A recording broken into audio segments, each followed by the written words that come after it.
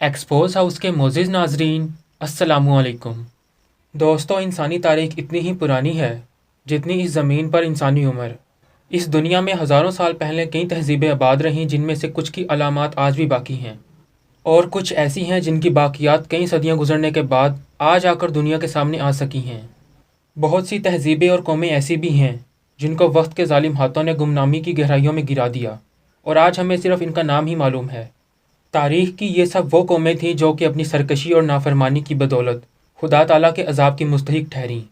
دوستو، قرآن پاک میں اصحاب الرس نامی ایک قوم کی نافرمانی اور گناہوں کی پاداش میں اس کی تباہی اور ہلاکت کا ذکر موجود ہے۔ ڈکشنری میں رس کے معنی پرانے کنویں کے ہیں، اس لیے اصحاب الرس کے معنی ہوئے کنویں والے یا کنویں والی قوم۔ قرآن پاک کی دو صورتوں سورۃ الفرقان اور سورۃ الکہف میں اس قوم کا تذکرہ کچھ اس طرح سے کیا گیا ہے۔ ان سے پہلے بھی نوح کی قوم اور کنویں والوں نے اور سمود، عاد، فرعون، برادران لوط، اصحاب ایکا اور طیبہ کی قوم کے ہر ایک نے رسولوں کو جھٹلایا، بس ان پر عذاب لازم ہوا۔ اسی طرح سورۃ الفرقان میں خدا تعالیٰ ارشاد فرماتا ہے، اور عاد و سمود اور اصحاب الرس کو اور ان کے درمیانی زمانے کی بہت سی قوموں کو ہم نے ہلاک کر دیا، اور ہم نے ہر ایک کے واسطے مثالیں بیان کی، اور ہم نے ان سب کو ہلاک کر دیا۔ ناظرین اکرام، یہاں یہ سوال پیدا ہوتا ہے کہ اس قوم کو اصحاب الرس کیوں کہتے ہیں؟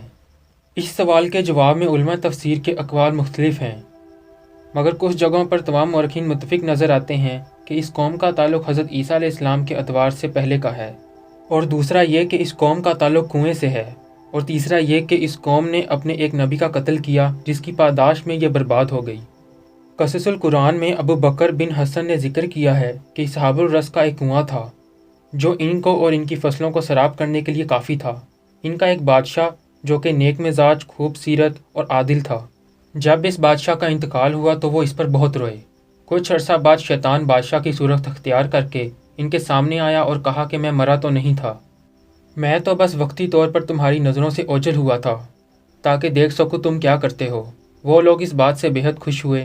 شیطان نے کہا کہ اپنے اور میرے درمیان ایک پردہ لٹکا دو، اور ساتھ یہ بھی کہا کہ اب میں کبھی نہیں مروں گا۔ وہ لوگ اس کی وجہ سے فتنے میں مبتلا ہو گئے اور اس کی عبادت کرنے لگے۔ خدا تعالیٰ نے اس قوم کی طرف اپنا ایک نبی بھیجا۔ علامہ الزہری رحمۃ اللہ علیہ اور دوسرے کئی مورخین کے مطابق اس نبی کا نام حضرت حنظلہ بن صفوان تھا، جنہوں نے ان کو آگاہ کیا کہ پردے کے پیچھے سے شیطان تم لوگوں سے مخاطب ہوتا ہے، اور ان کو ایک خدا کی عبادت کا حکم دیا۔ مگر اصحاب الرس نے حضرت حنظلہ علیہ السلام پر ایمان لانے کی بجائے ان پر حملہ کر کے ان کو قتل کر دیا۔ اسی طرح ابن ابی حاتم سے روایت ہے کہ انہوں نے حضرت حنظلہ علیہ السلام کو کنویں میں گرا کر قتل کیا تھا۔ اس عظیم گناہ کے سبب اس کنویں کا پانی گہرا ہو گیا اور ان لوگوں کو خشک سالی کا سامنا کرنا پڑا۔ ان کی فصلیں اور پھل ختم ہو گئے، گھر ویران ہو گئے، امن کی جگہ وحشت نے ڈیرے ڈال دیے، یہ تمام کے تمام تباہ کر دیے گئے۔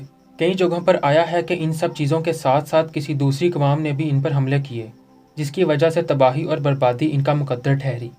مگر کوئی مورخ یا مفسر آج تک اس نتیجے پر نہ پہنچ سکا کہ اس قوم کا تعلق کس خطۂ زمین سے تھا، اور اس کے افراد کون تھے جن کو قرآن پاک نے اصحاب الرس کہہ کر یاد کیا ہے۔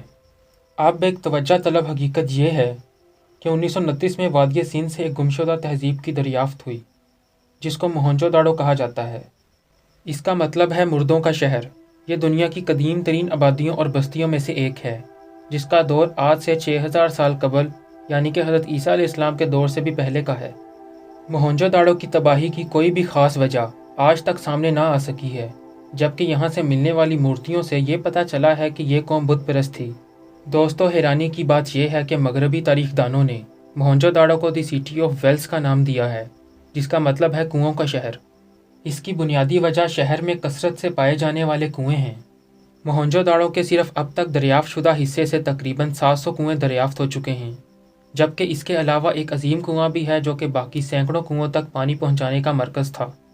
ناظرین کرام، حیرانی کی بات یہ بھی ہے کہ اسی دور سے تعلق رکھنے والی دوسری تہذیب ہڑپا سے صرف اور صرف 8 کنویں دریافت ہوئے ہیں۔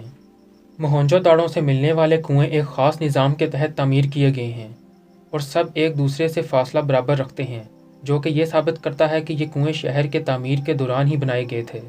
آج تک کوئی بھی مورخ پورے یقین کے ساتھ نہیں بتا سکا ہے کہ موہنجو داڑو والے لوگ کون تھے، اور اسی طرح قرآن پاک میں بیان کی گئی قوم اصحاب الرس کی باقاعدہ شناخت بھی ممکن نہیں۔ لیکن حیرت انگیز طور پر دونوں اقوام میں بہت سے حقائق یکساں ہیں، جیسے کنویں سے تعلق ہونا اور عظیم کنویں کا نظام، بت پرستی اور خوشحالی کے بعد اچانک تباہی۔ دونوں کا دور حضرت عیسیٰ علیہ السلام کے دور سے پہلے کا ہے۔ یہ سب حقائق ہمیں دعوت دیتے ہیں کہ ہم غور کریں کہ آیا اصحاب الرس کی قوم موہنجو داڑو والے لوگ تھے یا پھر کوئی اور تہذیب تھی جس کو دنیا کے سامنے آنا ابھی باقی ہے۔ اگر تو یہ دونوں ایک قومیں تھیں تو ہمیں اس سے عبرت حاصل کرنی چاہیے اور یہ جان کر ہمارا ایمان مزید مضبوط ہو جانا چاہیے، کیونکہ موہنجو داڑو 20ویں صدی عیسوی میں دریافت ہوا، جبکہ قرآن نے 1400 سال پہلے ہی اسے اصحاب الرس کے نام سے بیان کر دیا تھا۔ دوستو، اصحاب الرس اور اس جیسی نہ جانے کتنی قومیں اپنی سرکشی اور نافرمانی کی بدولت عذاب الہی کی مستحق ٹھہریں۔ اگر خدا ہمیں مہلت دے رہا ہے تو ہمیں چاہیے کہ ہم اپنے گناہوں سے سچی توبہ کر لیں۔ دوستو، یہ تھی آج کی ویڈیو۔ امید کرتا ہوں کہ آپ کو پسند آئی ہو اور اس سے آپ کے نالج میں کوئی نہ کوئی اضافہ ضرور ہوا ہو۔ اگر آپ کو پسند آئی ہے تو اس کو لائک کریں، اپنے دوستوں کے ساتھ ضرور شیئر کریں۔ میں ملوں گا آپ سے کسی نئی دلچسپ ویڈیو میں، تب تک اپنا خیال رکھیے گا، اینڈ تھینکس فار واچنگ۔